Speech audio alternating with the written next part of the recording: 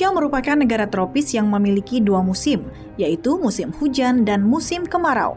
Dengan iklim tersebut, orang Indonesia harus selalu waspada terhadap penyakit daerah tropis. Salah satunya adalah demam berdarah dengue atau DBD. DBD memang bisa menjadi penyakit yang mematikan bagi pasiennya jika penderita terlambat mendapatkan pertolongan. Apalagi gejala DBD hampir sama dengan gejala penyakit umum seperti flu dan tipus. Maka dari itu, penting bagi warga Indonesia untuk bisa mengidentifikasi gejala dan tahapan yang ditimbulkan oleh penyakit demam berdarah dengue.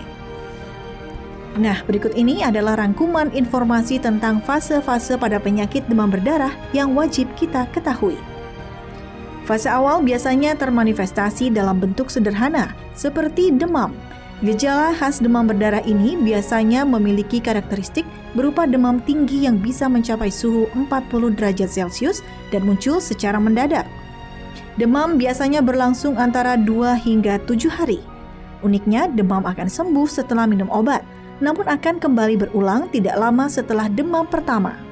Selain demam, gejala pada fase awal juga disertai dengan ruam merah pada kulit yang terlihat seperti campak, batuk pilek, nyeri otot, dan sakit di kepala.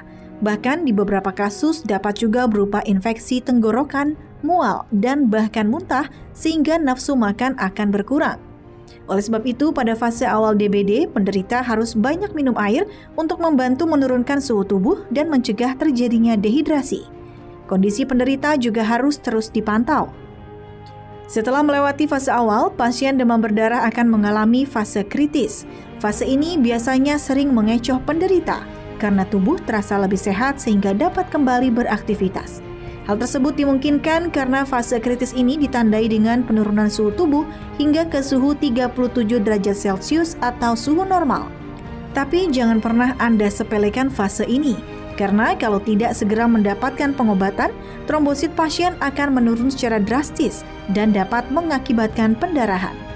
Selama masa transisi dari fase awal ke kritis, pasien juga memiliki resiko untuk mengalami kebocoran pembuluh darah.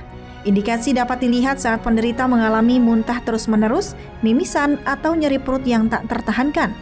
Oleh karena itu, pasien harus cepat mendapatkan penanganan medis karena fase kritis ini berlangsung tidak lebih dari 24 hingga 38 jam saja.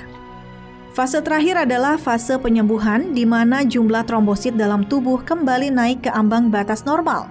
Biasanya pada fase ini demam yang tadinya sudah hilang akan muncul kembali. Namun hal ini bukanlah sesuatu yang perlu dikhawatirkan karena jika tubuh mendapatkan cukup cairan, virus akan lebih mudah dibersihkan, terutama jika asupan cairan yang masuk adalah cairan yang mengandung elektrolit atau larutan gula.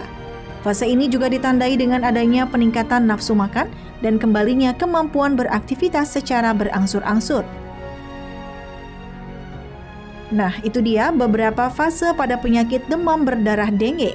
Maka dari itu, jaga selalu kebersihan lingkungan dan jangan lupa minum air 8 gelas sehari agar Anda dan keluarga terhindar dari jeratan penyakit demam berdarah.